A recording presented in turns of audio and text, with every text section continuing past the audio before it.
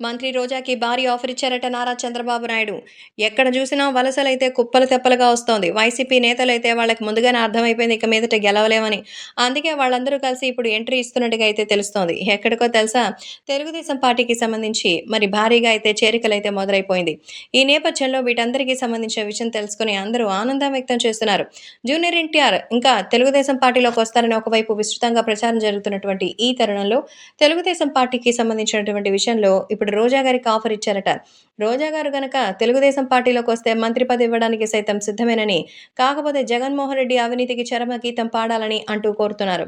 So, ఇప్పటికే Telugu Desam party నేత అయినటువంటి చంద్రబాబు నాయుడిని, వాళ్ళ కుటుంబ సభ్యులని ఎందరినో దారుణంగా అవమానించారో, నీచాతి నీచమైన మాటలు మాట్లాడారు రోజా. కానీ ఆమెను సైతం క్షమించి పార్టీలోకి తీసుకోవడానికి సిద్ధమేనని, కాకపోతే రోజా జగన్ పాపాలను అక్కడే వదిలేసి రావాలని అయితే చెప్తున్నారట.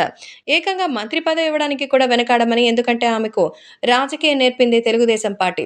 తెలుగుదేశం పార్టీలో అక్షరాభ్యాసం చేసి హై స్కూల్‌కి వెళ్ళినట్టు అక్కడికి వెళ్ళి మరి ఎన్నో అవసరం లేనటువంటివన్నీ కూడా నేర్చుకున్నారని, అవన్నీ అక్కడే వదిలేసొస్తే రోజా గారి లాంటి ఒక మంచి మరి ఎంతో అద్భుతమైనటువంటి వ్యక్తికి తెలుగుదేశం పార్టీలో ఎప్పటికీ స్వాగతం ఉంటుందని చంద్రబాబు నాయుడు స్వయంగా ఆహ్వానించడం మరింత షాకింగ్‌గా అనిపిస్తోంది.